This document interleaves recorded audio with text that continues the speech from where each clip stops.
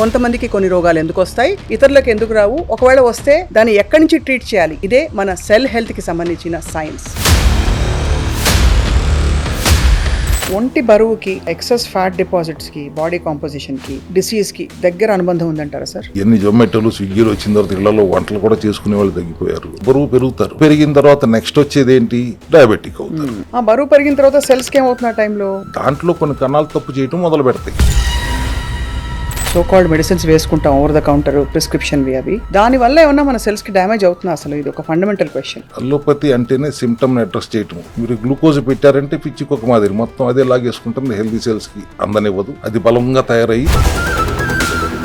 ఈ black seed oil ఏంటి sir? ఇది బ్లాక్ సీడ్ అంటే కలోంజీ ఆయిల్. ఖురాన్ లో రాసి ఉంటుంది, చావును తప్పితే అన్నిటి నుంచి సేవ్ చేయగలిగేది అంటే కలోంజీ అని. సైడ్ బెనిఫిట్స్ ఉంటాయి కానీ సైడ్ ఎఫెక్ట్లు ఉండవు. ఈ D3K2, ఈ D3 అన్నది వాట్ డస్ ఇట్ డూ? ఏం చేస్తుంది బాడీని? స్మాల్ ఇంటెస్టైన్ లో ఉన్న కాల్షియం ని అబ్జర్వ్ చేసి రక్తంలోకి తీసుకురాగల కెపాసిటీ D3 కి ఉంటుంది. సో ఒక్క D3ని మనం బ్యాలెన్స్ చేయగలిగితే ఆర్థోపెడిషన్ తో పని లేదు, నెఫ్రాలజిస్ట్ తో పని లేదు, న్యూరాలజిస్ట్ తో పని లేదు, డెంటిస్ట్ తో పని లేదు, కార్డియాలజిస్ట్ తో కూడా పని లేదు. సో వాళ్ళని మీరు కంప్లీట్ గా క్యూర్ చేసి now they are living a healthy happy life. 100 days maximum. ఇంకొద్ది 2 రోజులు ముందే అవుతుంది, లేకపోతే 2 రోజుల తర్వాత అవుతుంది. But they can see the symptoms from 11th day. Pain clears మనం వాడుతుంటాం, ఏదో నొప్పి వస్తే లేదు ఇంకోటి ఏదో వేసుకుంటాం. పెయిన్ కాన్సెప్ట్ ని మీరు ఎలా డీల్ చేస్తారు? మస్కోస్కెలిటల్ రిలీఫ్ కి అందరూ అల్ట్రా సెట్ అంటున్నారు, నేను అల్ట్రా సెల్ అంటాను. ఇదేనా? అది ద సేమ్ థింగ్. దాంట్లో వావిలాకు నుంచి ఎక్స్ట్రాక్ట్ చేసిన ఆయిల్, తులసి నుంచి ఎక్స్ట్రాక్ట్ చేసిన ఆయిల్, ఉసిరి నుంచి ఎక్స్ట్రాక్ట్ చేసిన ఆయిల్, కొబ్బరి నూనె, ఈ 4 కాంబినేషన్ లో క్యాప్సిల్ చేస్తే నొప్పి తగ్గుతుంది. ప్రధానంగా హెల్దీ అడల్ట్ వాళ్ళకి ఏ రోగం లేదు, వాళ్ళు సెల్ హెల్త్ క్లినిక్ వచ్చారో లేదో, బట్ మీరు నమ్మే 2-3 సూత్రాలు. 40 నిమిషాలు కనీసం ఎక్సర్సైజ్ ఉండాలి. 20 నిమిషాలు యోగాను ప్రాణాయామాలు చేయండి. 4 లీటర్లు ఖచ్చితంగా నీరు తాగండి.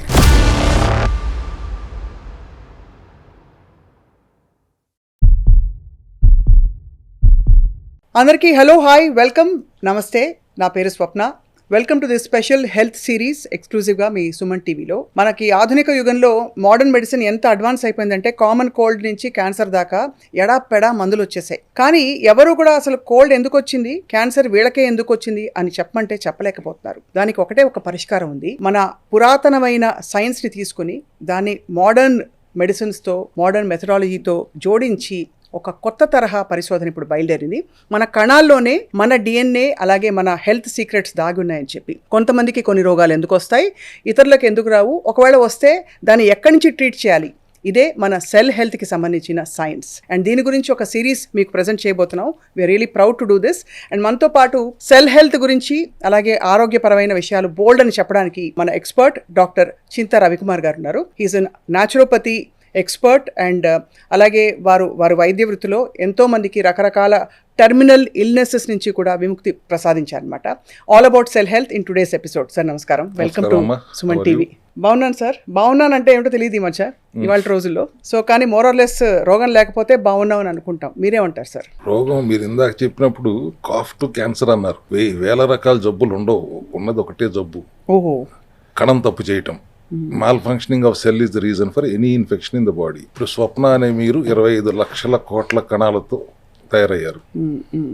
ప్రతి కణం 90% కణాలు ఒక్క రోజు నుంచి 120 రోజులే బ్రతికేది. కొత్తగా పుడతానే ఉంటాయి. సెల్ డివిజన్ జరుగుతూనే ఉంటుంది, అది నిరంతర ప్రక్రియ. దేని పని దానికి అప్పచెప్పబడింది. DNA ఏ సెల్ ఏం చేయాలని. కొన్ని సెల్స్ లంగ్స్ అవుతాయి, కొన్ని సెల్స్ లివర్ అవుతాయి. కొత్తగా వచ్చిన కణం చేయాల్సింది చేయకుండా రివర్స్లో పనిచేస్తే జబ్బు వస్తుంది. ఓహో, అన్ని జబ్బులకి ఇదే అంటారు అయితే? కిడ్నీ కణాలు తప్పు చేస్తుంటే కిడ్నీ జబ్బు అని పెడుతున్నారు. లివర్ కణాలు తప్పు చేస్తుంటే ఏదైనా కణమే కదా. కరెక్ట్, అవును. అందుకే పాత రోజుల్లో కూడా లంగ్ కణం అనేవారు. అక్కడ కూడా కణాన్నే ఉద్దేశించేవారు వాళ్ళు కూడా.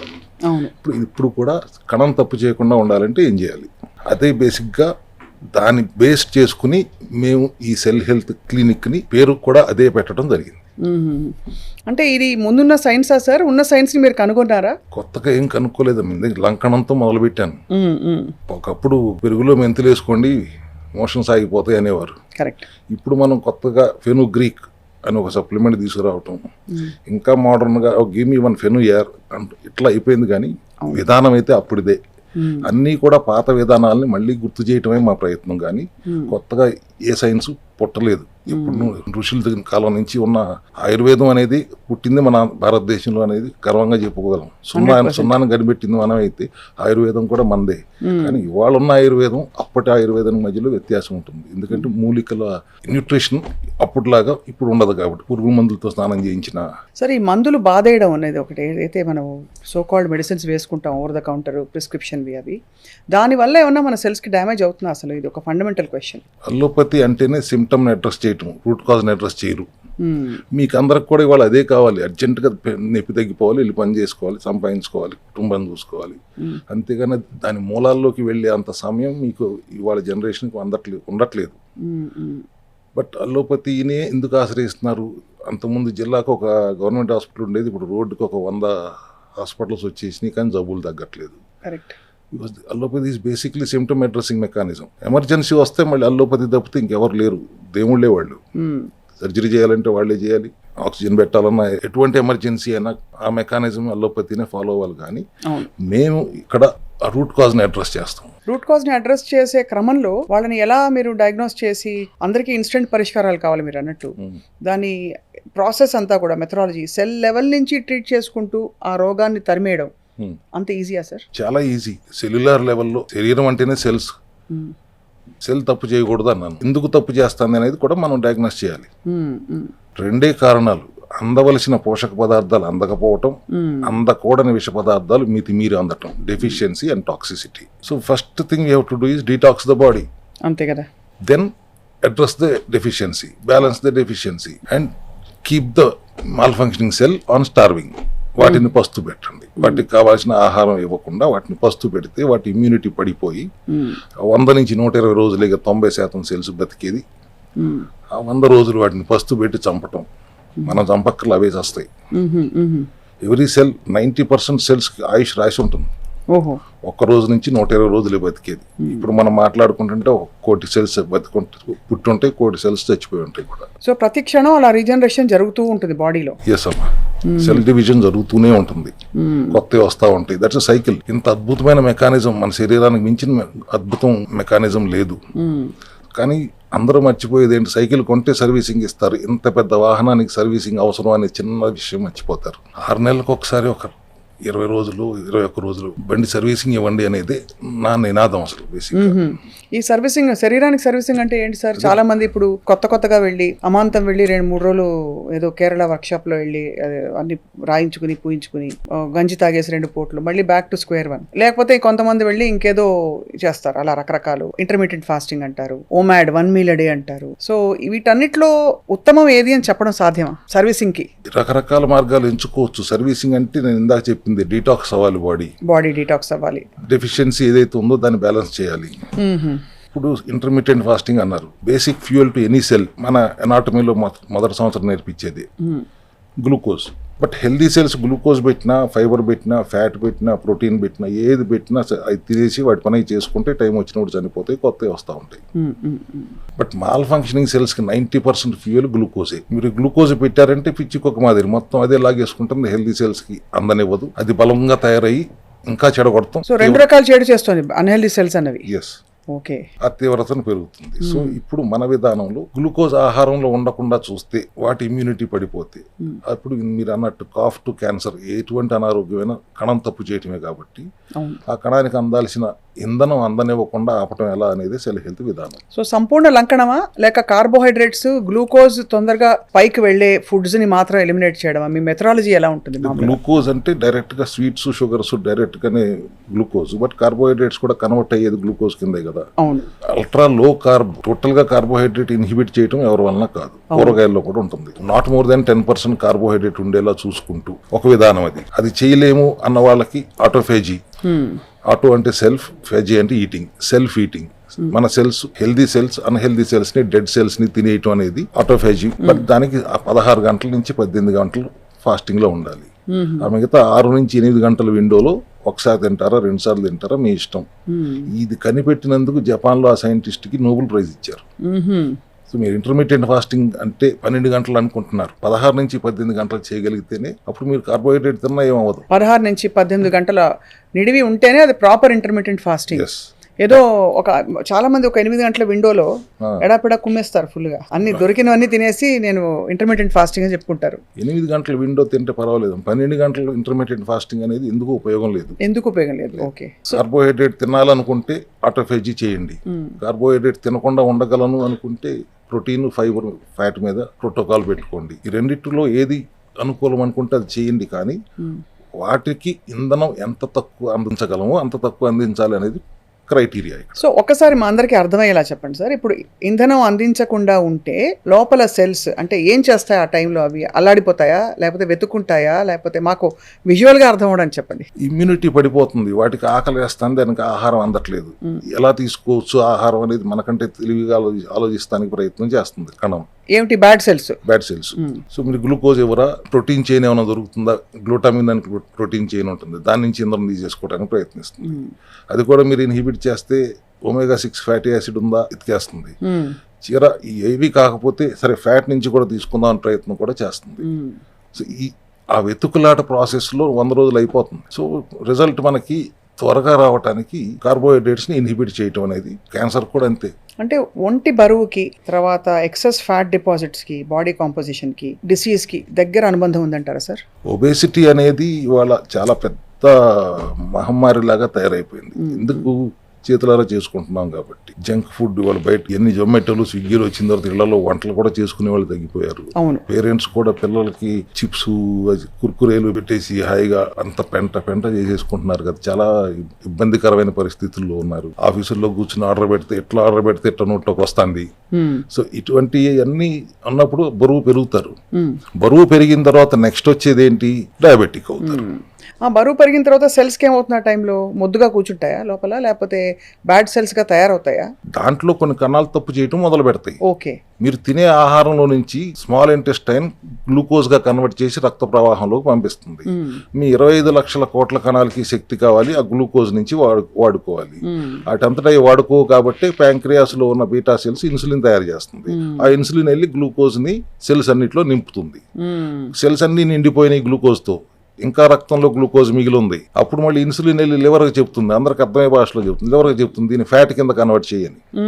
అది ఫ్యాట్ కింద, ట్రైగ్లిజరైడ్స్ కింద కన్వర్ట్ చేస్తుంది. 50 రూపాయల నోటు కాదు, 500 రూపాయల నోటు కింద కన్వర్ట్ చేసి ఎడిపోస్ టిష్యూస్ అని ఉంటాయి బాడీలో, ఆ ఫ్యాట్ సంచులు, ఆ సంచులన్నింటినీ నింపుతుంది.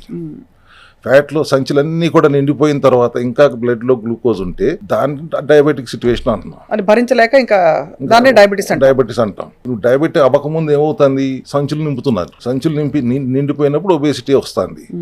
దాన్ని అక్కడ మీరు ఆ ఫ్యాట్ సంచుల నుంచి శక్తి తీసుకుని వాటన్నిటిని ఖాళీ చెయ్యకపోతే డయాబెటిక్ అవుతారు. So this is a basic logic. దీంట్లో బయట నుంచి గ్లూకోజ్ ఇవ్వడం ఆపేయాలి, లోపల ఉన్న సంచుల్ని వాడుకోవాలి. సో అన్నిటికీ ఫౌండేషన్ మనకు అర్థమవుతుంది లంకణం అంటారు.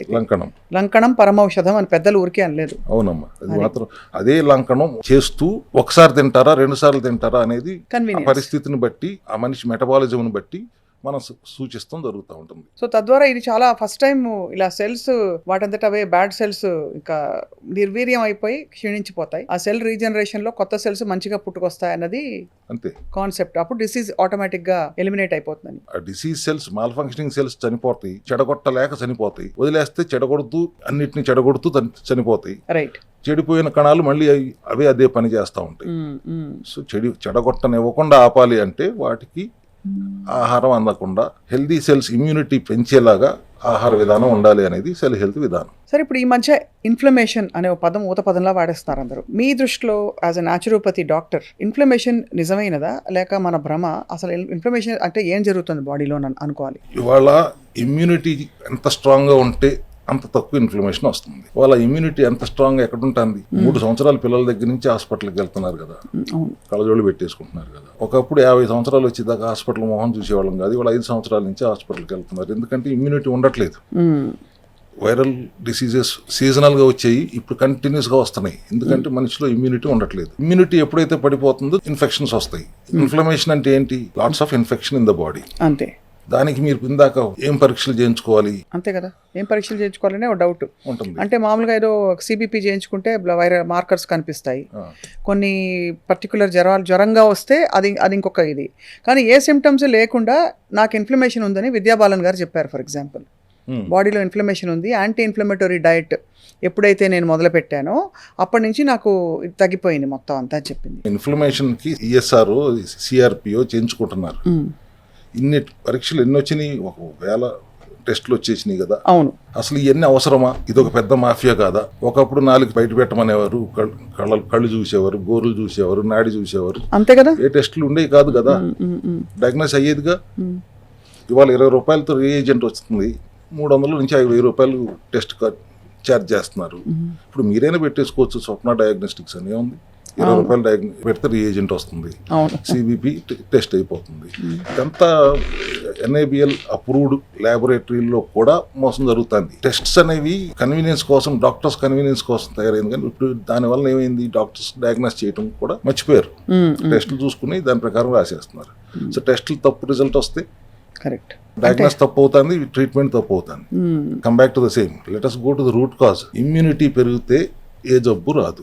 ఇమ్యూనిటీ పెరగటం అనేది జరగట్లేదు. లేదు, ఇమ్యూనిటీ ప్రొటెక్ట్ చేయాల్సిన ఇమ్యూనిటీ హెల్దీ సెల్స్ మీద దాడి చేయటం వల్ల ఆటో ఇమ్యూన్ డిసీజెస్ వస్తున్నాయి. ఇప్పుడు టైప్ 1 డయాబెటీస్ నుంచి, సోరియాసిస్ దగ్గర నుంచి, క్రాన్స్, మయాసైటిస్, లూపస్, ఇవన్నీ కూడా auto immune diseases. Auto immune diseases లో సెల్స్ ఏం చేస్తున్నాయి, వాటి మీద అవే దాడి చేస్తున్నాయి. ఎందుకు వస్తుంది ఆ మెసేజ్ సిగ్నల్? దానికి 70% ఆఫ్ ది ఇమ్యూనిటీ గట్ లో ఉంటుంది. గట్ ఒక రకంగా చెప్పాలంటే ఇమ్యూనిటీకి ట్రైనింగ్ ఇస్తుంది, ఏమి రానివ్వచ్చు, ఏమి రానివ్వకూడదు అని.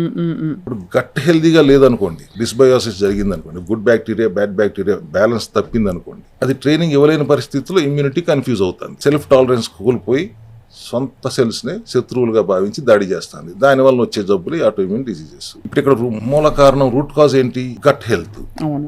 మీరు అట్లా కాకుండా స్టెరాయిడ్లు వేసేసి ఇమ్యూనిటీ పడగొట్టేద్దాం అని చేసే ప్రయత్నం అంతా వ్యర్థం అవుతుంది. అందుకని ఆటో ఇమ్యూన్ డిసీజెస్కి క్యూర్ అనేది లేదు, కంట్రోల్ చేయడానికి ప్రయత్నం తప్పితే. మన దగ్గర ఎందుకు గర్వంగా చెప్పగలుగుతున్నాం, రూట్ కాజ్కి వెళ్ళి అడ్రస్ చేస్తున్నాం, గట్ హెల్త్ని ఇంప్రూవ్ చేస్తున్నాం, అవసరమైతే కొలోన్ హైడ్రోథెరపీ చేయించుతున్నాం, చిన్న పేగుని పెద్ద పేగుని హెల్దీగా ఉండేలా చేస్తున్నాం. సో దట్ ఇమ్యూనిటీకి అది మళ్ళీ ట్రైనింగ్ ఇచ్చి బ్యాలెన్స్ చేయగలుగుతాం.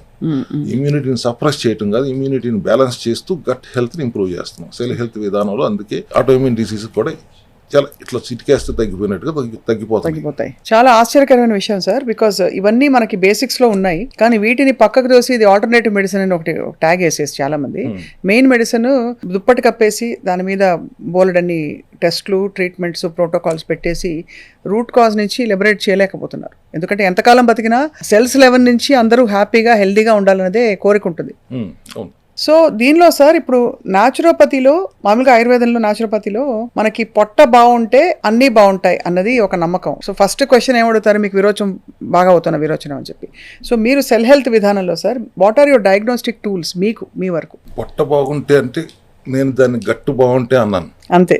అదే నేను కొత్తగా కనిపెట్టింది కాదు, మీరు ఎప్పటి నుంచో అందరూ అడిగేదే పొట్ట బాగుండాలి. Gut health is first top priority. Diagnose చేయటం ఏంటంటే మేము నాడి చూసుకుని చేస్తాము. పాత విధానాల మీద మేము ఎక్కువ ఆధారపడతాం. అంటే టెస్టులు చేయించమని కాదు, కొన్ని టెస్టులు చాలా ఉపయోగపడుతున్నాయి. అడ్వాన్స్డ్గా వచ్చిన దాన్ని మనం వాడుకోవటం తప్పులేదు, కానీ దాన్ని మిస్యూజ్ చేస్తున్నారనే ఆవేదన మాత్రం నాకు ఉంటుంది ప్రస్తుతం. డయాగ్నోస్ చేసే విధానం అంటే అగైన్ సెల్యులార్ లెవెల్లోకి వెళ్ళాలి. Cellular level or cell functioning is good or not, cell mall function అవ్వకుండా ఉందా లేదా అనేది చూసుకోవటం అనేది ఒక చిన్న విధానంతోనే మనం అన్ని కనుక్కోవచ్చు, దాని మూలాలు అన్నీ కనుక్కోవచ్చు. సో అక్కడి నుంచి మీరు అన్నట్టు ఎలిమినేషన్ ఒకవైపు, రీజనరేషన్ మరోవైపు, ఇవి ప్యారలల్గా జరిగితే మనకి పటిష్టంగా తయారైన ఒక ఫౌండేషన్ బాడీలో, అక్కడి నుంచి డిసీజ్ రాకుండా లేదా ఎలిమినేట్ చేస్తూ తగ్గించి ప్రివెంటివ్ హెల్త్ కేర్ దిశగా ప్రయాణం చేయాలి. ప్రపంచం అంతా వాళ్ళ ప్రివెంటివ్ హెల్త్ కేర్ దిశగా వెళ్తాంది. సెల్ హెల్త్ విధానం కూడా అది. ప్రివెంటివ్ హెల్త్ కేర్ అంటే అన్ని అవయవాలు, అంటే సెల్సే అనుకోండి, అవయవాలన్నీ కూడా సరిగ్గా పనిచేస్తున్నాయా లేదు. సరిగ్గా పనిచేయాలంటే ఏం చేయాలి? ఫర్ ఎగ్జాంపుల్ థైరాయిడ్ ఉంది, ఇవాళ అందరికీ సామాన్యమైన సబ్జెక్ట్ అయిపోయింది. థైరాయిడ్ ప్రాబ్లం ఎక్కడో చోట ఉంటానే ఉంది ఎక్కువ శాతానికి. ఎందుకు?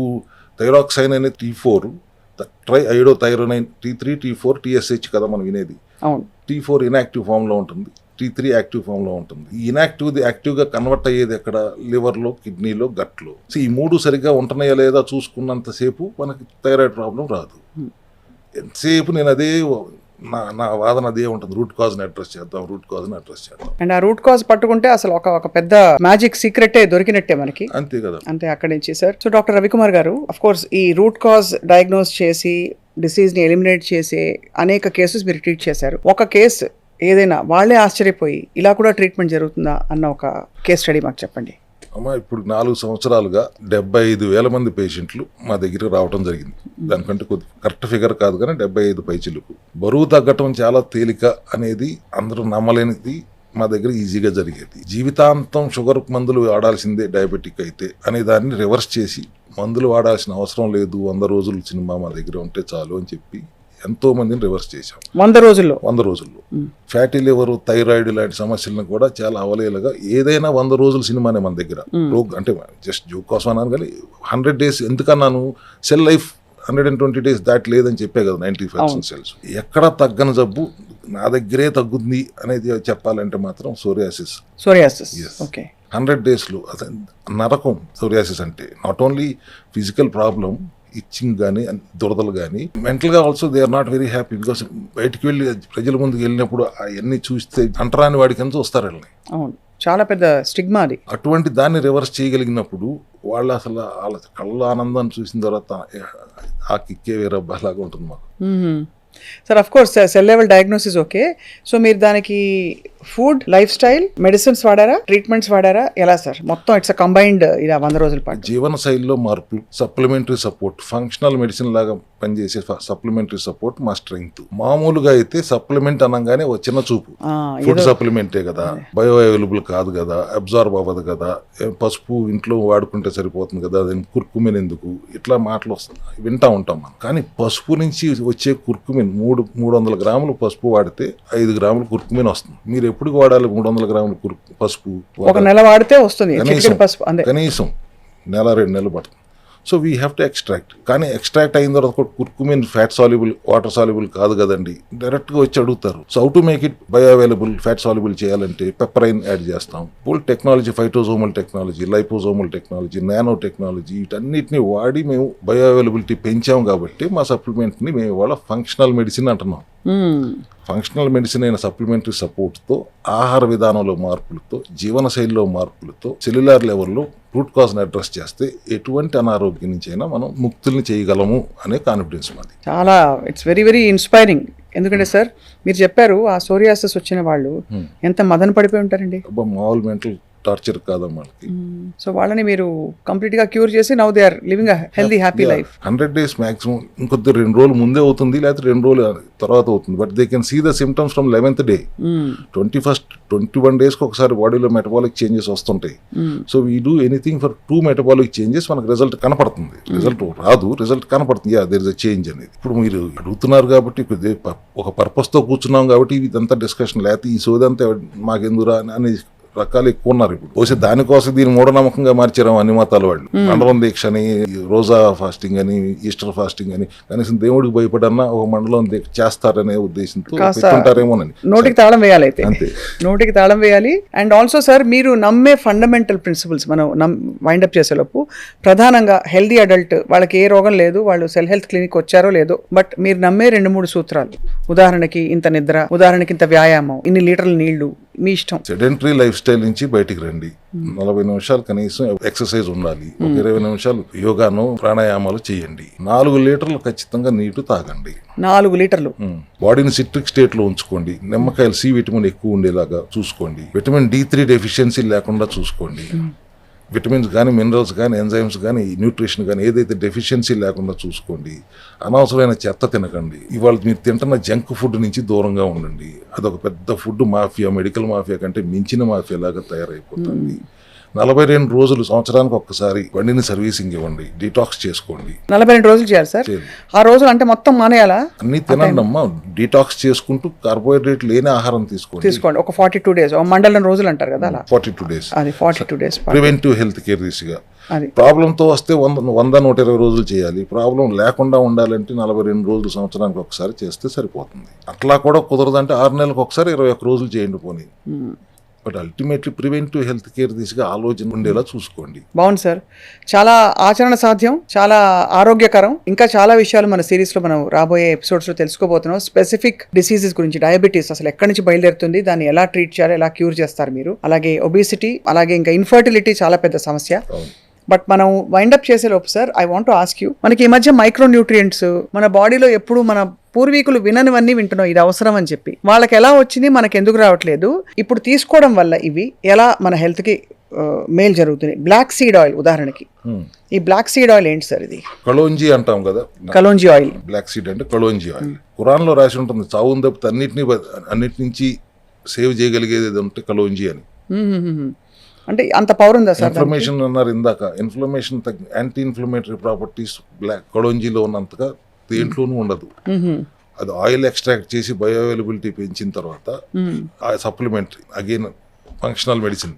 బయో అవైలబిలిటీ అంటే మనకి అబ్జార్ప్షన్ ఉండడం, వేసుకున్న వెంటనే అది పని చేయటం మొదలు పెట్టి ఎంత తిన్నామని కాదు, బుల్లెట్ దిగిందా లేదా అంతే తెలుసుకోవాలంటే ఇదే. సో కలోంజీ ఆయిల్ అంత పవర్ఫుల్లా సార్? అవును. 2 గుణాలు చెప్పండి సార్ కలోంజీ ఆయిల్ గురించి. Anti inflammatory, anti microbial. జబ్బు రాకుండా ఆపగలదు, వచ్చిందంటే కూడా వెంటనే తగ్గించగలదు. న్యాచురల్ గా తగ్గించాలంటే సప్లిమెంట్స్, ఆహార విధానంలో మార్పులు. సప్లిమెంట్స్ ఆర్ కూడా ఫుడ్డే కదా, సైడ్ బెనిఫిట్స్ ఉంటాయి కానీ సైడ్ ఎఫెక్ట్లు ఉండవు. ఎలా తీసుకోవాలి సార్ ఇది? అంటే అది depends upon your inflammation. Diagnose అయిన తర్వాత రోజుకు 1 అది రోజుకు 2 డిపెండింగ్ అపాన్ యువర్ క్యాప్సూల్స్ లా ఉంటాయి. క్యాప్సూల్స్ లా ఉంటాయి. తీసుకుంటే అది పరగడుపుని తీసుకోవాలి అన్ని. అట్లా ఏం లేదు, మన supplement food supplement you can take with food. కానీ కలోంజీ ఆయిల్ కి అంత పవర్ ఉందన్నమాట. మీకు బాగా ఈజీ అయిపోయింది కదా, గూగుల్ బాబాయ్లు వచ్చారు కదా, కొట్టి చూడండి. అది కూడా గూగుల్ యూనివర్సిటీ చదివి కూడా చాలా సెల్ఫ్ డయాగ్నోసిస్ చేస్తారు సార్. మళ్ళీ ఓవర్ తీసేసుకుంటే మళ్ళీ ఇబ్బంది కదా. అసలు వీడియోలు చూసో గూగుల్ చూసో ఆరోగ్యాన్ని ఎట్లా కాపాడుకుంటారా? You have to go and consult proper advisor correct before doing anything. Diet చేసేద్దాం అనుకుంటారు, ఏది పడితే చూసాం, యూట్యూబ్లో చూసాం అని చేసేస్తాం. చాలా పొరపాటు. అది ఎట్టి పరిస్థితుల్లో అటువంటి పొరపాటు చేయకూడదండి. హైడ్రేటెడ్ గా ఉండండి, సిట్రిక్ స్టేట్ లో ఉంచండి, ఆల్కలైన్ స్టేట్ లో ఉంచండి శరీరాన్ని. 42 days డీటాక్స్ చేయండి బాడీని. ఒకప్పుడు మీరు మన పాతకాలంలో పొద్దునే నిద్ర లేకంగానే చెంబు పట్టుకుని వెళ్ళిపోయేవారు, జాడించి కొట్టేసేవారు. ఇప్పుడు బెడ్రూమ్ లోనే బాత్రూమ్ వచ్చింది, ఫోన్ పట్టుకుని పేపర్ పట్టుకుని వెళ్ళి దాంట్లో కూర్చుంటున్నారు కానీ రావట్లేదు, ముక్కుతున్నారు. అంటే ఏంటి? మళ్ళీ again gut health is completely disturbed. Mind కూడా ఫోకస్ అయి ఉండదు కదా సార్. పొట్టని ఎలిమినేట్ చేయాలనే థాట్ లేకపోతే అసలు మైండ్ కి మనసుకి పని ఎక్కడ ఇస్తున్నారు? పని చేయనిస్తున్నారా? ఏదైనా కానీ రీల్స్ చూసేయటం, ఇన్స్టాల్ చూసేయటం, అక్కడ ఏం కనపడింది చేయటమే కానీ మనసు పెట్టి ఆలోచించే రోజులు పోయినాయి అనిపిస్తుంది నాకు. 100% సార్. ఫుడ్ ఈటింగ్ కూడా ఒక పెద్ద డిజార్డర్ అయిపోయింది. ఆర్డర్ లో కూడా డిజార్డర్. అంటే మనం మెజర్ చేసి ఇది కార్బోహైడ్రేట్, ఇది ప్రోటీన్ అని కృతకంగా తింటున్నాం, హాయిగా తినడం లేదు. తినేదే మీరు చెప్పిన elimination of what ever of sugars, glucose తీసేసిన ఆ తినేది ఏదో హాయిగా తినొచ్చు. అలా కాకుండా ఒక టెన్షన్ పడిపోయి తింటున్నారు అందరూ. అందుబాటులో ఉన్న ఫుడ్ కూడా చాలా చండాలమైన food, processed food, packed food తింటున్నారు. అదొక పొరపాటు కాదు. మంచిగా తిందాం, ఇంట్లో వండుకుని తిందాం అంటే కూడా మనకు కావాల్సినంత పోషక విలువలు ఇవాళ ఉన్న ఫుడ్ లో ఉంటుందా? కూరగాయల్లో ఉంటుందా? పురుగు మందులతో స్నానం చేయించిన కూరగాయలు, కార్బోహైడ్రేట్లతో పండించిన పళ్ళు, ఇంజక్షన్లతో పెంచిన కోళ్లు, మేకలు. ఆహార చికిత్సా విధానం అని మీకు చెప్పి ఇంటికి వెళ్ళి తినండి అని చెప్తే మాకు భయం వేస్తుంది, మీరు ఏం తింటున్నారు అని కూడా. ఆర్గానిక్ గా తినాలి అంటే ఆర్గానిక్ ఎక్కడ దొరుకుతుందండి? చాలా కొద్దిగా మాత్రమే దొరుకుతుంది అని ఒక భయం మాకు కలుగుతుంది. కాబట్టి అవేర్నెస్ పెంచాలి. గో ఫర్ మోర్ ఆర్గానిక్ అనే దాని మీద మన అవేర్నెస్ పెంచాలి అనేది మా తపన. సార్ మరొక సప్లిమెంట్ అడుగుతారు మనం వైండప్ చేసే లోపు. ఈ మధ్య వైటమిన్ D3 లోపం అందరిలో ఉంది. ఇన్ఫాక్ట్ నేను కూడా మొన్న టెస్ట్ చేయించుకుంటే నాకు బాగానే లోపం ఉంది. ఏదో 60,000 ఏదో ఉంటుంది కదా, అది వారానికి ఒకటి వేసుకోమన్నారు. ఇది మీరు ఈ D3 K2 అంటే ఏంటి sir? Potassium. So potassium and ఈ D3 అన్నది వాట్ డస్ ఇట్ డూ? ఏం చేస్తుంది బాడీని? D3 is a very good anti oxidant. చాలా పనులు చేస్తుంది శరీరంలో. బట్ స్మాల్ ఇంటెస్టైన్ లో ఉన్న కాల్షియం ని అబ్జర్వ్ చేసి రక్తంలోకి తీసుకురాగల కెపాసిటీ D3కి ఉంటుంది. వచ్చిన రక్తంలోకి వచ్చిన దాన్ని అక్కడే ఉండనివ్వకుండా బోన్స్ కి, నరాలకి, బ్రెయిన్ కి, పంటికి అందించే వ్యవస్థ K2 చేస్తుంది. సో D3 తక్కువ ఉంటే తక్కువ కాల్షియం అబ్జర్వ్ అవుతుంది, తక్కువ కాల్షియం బొయ్యికలకి, నరాలకి అందుతుంది. దానివల్ల మీకు orthopaedic problems, neurological problems, nephrological problems. పైపెచ్చు రక్తంలోకి వచ్చిన తర్వాత K2 లేకపోతే అది గుండె నాళాలను బ్లాక్ చేయడానికి కూడా కాల్షియమే ముఖ్య కారణం, ముఖ్య భూమికి వహిస్తుంది. కాల్సిఫికేషన్ అయిపోయి ప్లేక్ ఫార్మేషన్ దోహదపడుతుంది కదా. సో ఒక్క D3ని మనం బ్యాలెన్స్ చేయగలిగితే ఆర్థోపెడిషన్ తో పని లేదు, నెఫ్రాలజిస్ట్ తో పని లేదు, న్యూరాలజిస్ట్ తో పని లేదు, డెంటిస్ట్ తో పని లేదు, కార్డియాలజిస్ట్ తో కూడా పని లేదు. వారానికి ఒక్కసారే వాడమని చెప్తున్నారు కొన్ని ఎల్లోపతి వాళ్ళు. అది కూడా సింథటిక్ వేస్ట్ టాబ్లెట్ ఇస్తున్నారు. మనం లిచిన్ అనే హెర్బ్ నుంచి ఎక్స్ట్రాక్ట్ చేసి బయో అవైలబిలిటీ రోజుకు 10,000 ఇస్తాం మనం. 60,000 వారానికి ఒకసారి ఇచ్చి నువ్వు బయోలాజికల్ రేంజ్ 30 నుంచి 130 వరకు ఉండాలని చెప్తే ఎప్పటికీ మీ ఆ రేంజ్కి అందుకోరు. పైపెచ్చు బాగా నొప్పులతో వెళ్తే 6 లక్షల ఇంజక్షన్ కూడా చేస్తున్నారు వాళ్ళు. వారం రోజులతో ఇంకో 4 లక్షలు, 10 లక్షలు టాక్సిక్ అయినప్పుడు మీరు 6 లక్షల ఇంజెక్షన్ ఎట్లా చేస్తారు? అంతే కదా. Definitely it is not toxic. And D3 ఎంత ఎక్కువ ఉంటే అంత మంచిది. న్యాచురల్ ఫామ్లో హెర్బల్ ఎక్స్ట్రాక్ట్ నుంచి D3 తీసుకుని K2 కాంబినేషన్లో పెట్టాం. సో దట్ క్యారీ రక్తంలోంచి కూడా మళ్ళీ అక్కడికి బయటికి వెళ్ళాలంటే K2 అవసరం. సో సెల్ హెల్త్ సప్లిమెంట్స్ నాకు అర్థమవుతుంది ఏంటంటే bioavailability is much higher. మామూలుగా దొరికే సప్లిమెంట్స్కి దీనికి పెద్ద తేడా అది. It's poles apart. అంటే అంత డిఫరెన్స్ సార్ పేషెంట్స్ చెప్తారా ఇది వాడిన తర్వాత నాకు ఇలా డిఫరెన్స్ నెల రోజుల్లో మళ్ళీ టెస్ట్ చేసుకుని రమ్మంటాం కదా, అక్కడే తెలిసిపోతుంది. రిపోర్ట్స్ చూస్తేనే అద్భుతాలు జరుగుతున్నాయి. అండ్ D3 లోపం వల్ల సార్ చాలా మందికి డిప్రెషన్ కూడా వస్తుంది. D3 అల్టిమేట్గా కాల్షియం ఉంది, మీరు కార్డియాలజిస్ట్ దగ్గరికి వెళ్తారు, హార్ట్ బ్లాక్, కొలెస్ట్రాల్ ఎక్కువైపోయింది అంటారు, కానీ అల్టిమేట్గా జరుగుతుంది కాల్షియం వలన, కొలెస్ట్రాల్ వలన కాదు మీ హార్ట్ ప్రాబ్లం అని తెలిసినప్పుడు ఆటోమేటిక్ యాంటీ ఆక్సిడెంట్గా పనిచేసేది బ్రెయిన్ బ్యారియర్, గట్ బ్రెయిన్ యాక్సెస్ని డిస్టర్బ్ చేస్తుంది. So definitely D3 deficiency is a basic problem అందరిలోనూ. ఒకప్పుడు ఉండేది కాదు, కష్టపడి పని చేసేవారు, ఆడవాళ్ళతో సహా మగవాళ్ళు పొలాలు వెళ్ళి పని నేర్చుకునేవారు, ఎండలో ఉండేవారు, ఎండలో పని చేసేవారు, శ్రమ చెమట పట్టేలా పని చేసేవారు. అందుకని అప్పట్లో ఉండేది కాదు. ఇప్పుడు KVR పార్క్లో చెట్ల కింద రౌండ్ వేసేస్తే D3 రాదు కదా, తప్పనిసరిగా సప్లిమెంటరీ సపోర్ట్ అవసరం ఉంటుంది. మధ్యాహ్నం పూట డాబా మీదకి వెళ్ళి 10 నిమిషాలు కూర్చున్నా కూడా సరిపోదు కదా సార్. టైమింగ్ కూడా మధ్యాహ్నం అల్ట్రా వైలెట్ రేస్ ఎక్స్పోజ్ అవ్వకూడదు, మళ్ళీ అదొక ప్రాబ్లం. అదే మెండప్ మంది వేస్తే మోకాలు నొప్పి వచ్చినట్టు ఇంకో ప్రాబ్లం వస్తుంది దాంతో. అది కాబట్టి ఇవన్నీ ప్రాపర్ గా సైంటిఫిక్ అండర్స్టాండింగ్ తో తీసుకోవడం చాలా అవసరం. D3 K2 how to and K2 కూడా దాంతో కూడా ఉండడం అనేది ఆ కాంబినేషన్ ఎవరు హెల్త్ లో మాత్రమే దొరుకుతుంది. ఎందుకంటే అగైన్ రూట్ కాజ్ కాల్షియం రక్తంలోకి రావటం ఇంపార్టెంట్. వచ్చింది బోన్స్ లోకి చేయాల్సిన పని ఎవరు చేస్తారు? K2 చేస్తుంది. అవును సార్. అందుకని రెండింటిని కాంబినేషన్ పెడితే రిజల్ట్ ఫాస్ట్ గా ఉంటుంది. సార్ పెయిన్ కిల్లర్స్ గురించి ఒకసారి మాట్లాడదాం బిఫోర్ వి వైండ్ అప్. అల్ట్రాసెట్లు, రకరకాల పెయిన్ కిల్లర్స్ మనం వాడుతుంటాం. ఏదో నొప్పి వస్తే లేదు ఇంకోటి ఏదో వేసుకుంటాం. సో పెయిన్ కిల్లర్స్, పెయిన్ కాన్సెప్ట్ని మీరు ఎలా డీల్ చేస్తారు? అంటే అప్పటికప్పుడు వచ్చిన పెయిన్, తలనొప్పి కావచ్చు, మస్క్యులర్ పెయిన్ కావచ్చు. మస్కోస్కెలిటల్ రిలీఫ్ కి అందరూ అల్ట్రాసెట్ అంటున్నారు, నేను అల్ట్రాసెల్ అంటాను. ఇదేనా?